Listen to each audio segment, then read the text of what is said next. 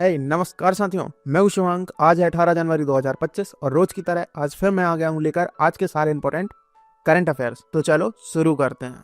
साथियों, आज के पहले करंट अफेयर में इंडोनेशिया के राष्ट्रपति श्री पी सुबियांतो 26 जनवरी के लिए मुख्य अतिथि के रूप में नई दिल्ली का दौरा करेंगे और इस मौके पर भारत इंडोनेशिया को ब्रह्मोस मिसाइल सिस्टम डिलीवर करने के लिए $450 मिलियन की डील फाइनल करेगा। यह डील दोनों देशों के बीच रक्षा सहयोगों को और मजबूत करेगी। क्या आपको याद है कि भारतीय नौसेना प्रमुख एडमिरल आर हरिकुमार जी ने हाल ही में INS कृपाण को वियतनाम नेवी को गिफ्ट किया है, जो कि भारत वियतनाम संबंधों को और मजबूत करेगा। आओ अब इंडोनेशिया से जुड़े कुछ और इम्पोर्टेंट करंट अफेयर्स रिवाइज करते हैं। दोस्तों, सबसे पहले इंडोनेशिया ने हाल ही में ब्रिक्स का पूर्ण सदस्य बनने की मंजूरी प्राप्त की है। नंबर 2, इंडोनेशिया के राष्ट्रपति 2025 में गणतंत्र दिवस के मुख्य अतिथि होंगे। नंबर 3, भारत इंडोनेशिया आतंकवाद विरोधी सहयोग को और मजबूत करने के लिए एग्रीमेंट्स साइन कर रहे हैं। नंबर 4, इंडोनेशिया के माउंट ईबू और माउंट लेबो टोबी ज्वालामुखी फटने की घटनाएं हाल ही में सामने आई हैं। सेकंड करंट अफेयर में बात करेंगे भारतीय अर्थव्यवस्था की, जिसमें वर्ल्ड बैंक ने भारत की अर्थव्यवस्था में 2025 में 6.5% की ग्रोथ होने का अनुमान लगाया है और मौजूदा वर्ष में भारत की ग्रोथ 6.5% रही थी। इसके अलावा दोस्तों, क्या आपको याद है कि 2025 के लिए RBI ने GDP ग्रोथ 6.6 और राष्ट्रीय सांख्यिकी कार्यालय ने भारत की GDP ग्रोथ 6.4 रहने का अनुमान लगाया है। इस प्रकार अब 2025 के लिए हमारी GDP ग्रोथ के लिए हमारे पास 3 सोर्स हैं। हमारे NSO का कहना है कि 6.4% से ग्रोथ होगी, RBI का कहना है कि 6.6% से ग्रोथ होगी और वर्ल्ड बैंक का कहना है कि भारत 6.5% के साथ GDP ग्रोथ करेगा। देखते हैं किसके अनुमान सही होते हैं। आओ अब वर्ल्ड बैंक के बारे में कुछ और फैक्ट जानें। दोस्तों, वर्ल्ड बैंक की स्थापना 1944 में हुई थी। इसका मुख्यालय वॉशिंगटन DC अमेरिका में है। इस समय इसके अध्यक्ष श्री अजय बांगा जी हैं। वर्ल्ड बैंक दुनिया भर के 189 कंट्रीज में काम करती है। आज के थर्ड करंट अफेयर में मशहूर बैडमिंटन खिलाड़ी PV सिंधु जी को प्यूमा इंडिया ने अपना ब्रांड एम्बेसडर नियुक्त किया है। इस साझेदारी के साथ प्यूमा इंडिया बैडमिंटन स्पोर्ट्स में एंट्री करेगा। साथियों, चलो अब 2024 के कुछ और इम्पोर्टेंट ब्रांड एम्बेसडर्स देखते हैं। नंबर 1, खो खो फेडरेशन ने सलमान खान जी को पहले खो खो वर्ल्ड कप के ब्रांड एम्बेसडर के रूप में चुना है। नंबर 2, सोनू सूद जी को थाईलैंड पर्यटन ने ब्रांड एम्बेसडर के रूप में नियुक्त किया है। नंबर 3, हरभजन सिंह और सानिया मिर्जा जी को दुबई स्पोर्ट्स काउंसिल ने अपना ब्रांड एम्बेसडर बनाया है। नंबर 4, मैरी कॉम, सानिया मिर्जा और रणविजय सिंह जी को प्ले स्पोर्ट्स ने अपना ब्रांड एम्बेसडर बनाया है। प्यूमा इंडिया ने रियान पराग और नीतीश कुमार रेड्डी को अपना ब्रांड एम्बेसडर घोषित किया है। और अंतिम नंबर 6, BPCL ने स्पीड पेट्रोल के लिए नीरज चोपड़ा जी को अपना ब्रांड एम्बेसडर नियुक्त किया है। चलो अब एक इंटरेस्टिंग इंडेक्स की बात करते हैं। साथियों, आज के चौथे करंट अफेयर में भारत ने QS फ्यूचर स्किल्स इंडेक्स 2025 में अमेरिका के बाद दूसरा स्थान हासिल किया है। भारत का प्रदर्शन AI, डिजिटल और ग्रीन इंडस्ट्रीज के क्षेत्र में शानदार रहा है। इस इंडेक्स में भारत की युवा जनसंख्या और स्टार्टअप इकोसिस्टम को ध्यान में रखते हुए भारत को फ्यूचर स्किल कंटेंडर के रूप में क्लासिफाई किया गया है।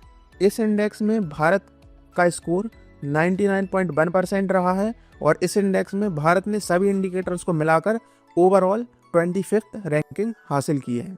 इसके अलावा क्या आपको पता है कि हाल ही में भारत ने हेनली पासपोर्ट इंडेक्स 2025 में 85वीं रैंक हासिल की है और 8 ग्रेट पावर ऑफ 2025 लिस्ट में भारत ने फ्रांस और UK को पीछे छोड़ते हुए 5वां स्थान प्राप्त किया है।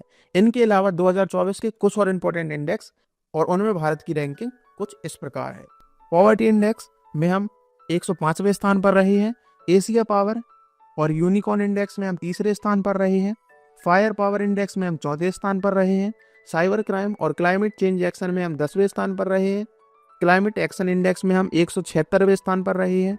मानव विकास सूचकांक या HDI में हम 134वें स्थान पर रहे हैं। प्रेस फ्रीडम इंडेक्स में हम 159वें स्थान पर रहे हैं। जेंडर इक्वलिटी इंडेक्स में हम 108वें स्थान पर हैं। चलो अब क्लास में आगे चलते हुए बात करते हैं डिफेंस से जुड़े एक और इम्पोर्टेंट करंट अफेयर की, जिसमें भारतीय रक्षा मंत्रालय ने हाल ही में भारत डायनामिक लिमिटेड के साथ में 2960 करोड़ रुपयों का एक एग्रीमेंट साइन किया है, इस एग्रीमेंट के तहत भारतीय नौसेना के कई युद्धपोतों के लिए इंडियन नेवी को medium range surface to air missiles provide की जाने वाली हैं। ये मार्सम मिसाइल्स विभिन्न हवाई खतरों जैसे मिसाइल्स, विमानों और ड्रोन्स को न्यूट्रलाइज करने के लिए डिज़ाइन की गई हैं। इनकी रेंज लगभग 70 किलोमीटर तक है और इन्हें भारत की रक्षा अनुसंधान और विकास संगठन या DRDO और इजरायली एरोस्पेस इंडस्ट्रीज या IAI ने मिलकर बनाया है। दोस्तों, क्या आपको याद है कि हाल ही में भारत ने अग्नि 5 और नाग MK2 मिसाइलों का सफल परीक्षण किया है। इन परीक्षणों के बाद अग्नि 5 की रेंज 8000 किलोमीटर और नाग मिसाइल की रेंज 7 से 10 किलोमीटर हो गई है। आज के 6th करंट अफेयर्स में आपके लिए एक बहुत ही मोटिवेशनल अपडेट है दोस्तों। साथियों, केंद्रीय कैबिनेट ने 8वां वेतन आयोग का गठन को मंजूरी दे दी है। यह आयोग केंद्रीय कर्मचारियों और पेंशन भोगियों के लिए पेमेंट स्ट्रक्चर्स, भत्तों को रिव्यू करेगा। आयोग के अध्यक्ष और 2 सदस्य जल्द ही नियुक्त कर दिए जाएंगे। क्या आपको पता है कि पहला वेतन आयोग श्री निवास भरदाचार्य जी की अध्यक्षता में मई 1946 में बनाया गया था। उसके बाद से महंगाई या इन्फ्लेशन के हिसाब से वेतन को एडजस्ट करने के लिए हर 10 साल में वेतन आयोग बनाया जाता है। अभी वर्तमान में सभी सरकारी कर्मचारियों को 7वें वेतन आयोग के हिसाब से सैलरीज दी जाती हैं, जिसे 2016 में लाया गया था और ये 2026 तक लागू रहेगा। अगले करंट अफेयर में बात करेंगे एक्सरसाइज डेविल स्ट्राइक के बारे में। तो आओ दोस्तों, चलो देखते हैं आखिर ये डेविल स्ट्राइक है क्या और इसको किन किन देशों या सेनाओं के बीच में किया गया है। दोस्तों, भारत के सशस्त्र बलों द्वारा 16 से 19 जनवरी 2025 तक एक्सरसाइज डेविल स्ट्राइक का आयोजन किया जा रहा है। यह एक संयुक्त अभ्यास है जिसमें भारतीय सेना, वायुसेना और विशेष बल, अर्धसैनिक बल के जवान हिस्सा लेंगे। इस अभ्यास का मुख्य उद्देश्य हाई एल्टीट्यूड या ऊंचे स्थानों पर युद्ध की प्रैक्टिस करना और उसकी तैयारियों का आकलन करना है। कुछ और इम्पोर्टेंट मिलिट्री एक्सरसाइज ये रही आपकी स्क्रीन पर, इन्हें भी रीड कर लो। आज के अंतिम करंट अफेयर में भारत ने UAE या यूनाइटेड अरब अमीरात में यूनिफाइड पेमेंट इंटरफेस या UPI के ट्रांजैक्शंस की शुरुआत की है। यह सुविधा अलग से भारतीय यात्रियों के लिए शुरू की गई है। इसका पहला लॉन्च दुबई ड्यूटी फ्री कार्यक्रम में हुआ था। मैं आपको बता दूं कि UPI अभी तक 7 देशों भारत, भूटान, नेपाल, श्रीलंका, सिंगापुर, फ्रांस और UAE में उपलब्ध है। क्या आपको पता है कि इंडिया और यूनाइटेड अरब अमीरात या UAE भारत के UPI और UAE के AANI नेटवर्क को इंटरलिंक करने की तैयारी कर रहे हैं, जिससे दोनों देश सीमलेस ट्रांजैक्शंस कर पाएंगे। और हाँ दोस्तों, ये भी जान लो कि UPI को 11 अप्रैल 2016 में NPCI द्वारा लॉन्च किया गया था और ये RBI द्वारा रेगुलेट किया जाता है। तो दोस्तों, इसी के साथ हमने आज के सारे इंपॉर्टेंट करंट अफेयर्स कवर कर लिए हैं।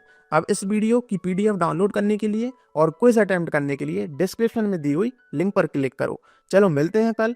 Till then, keep hustling, keep moving, bye bye. This is Shivang signing off. This is prepareeasy.com, and here we make your preparation easy.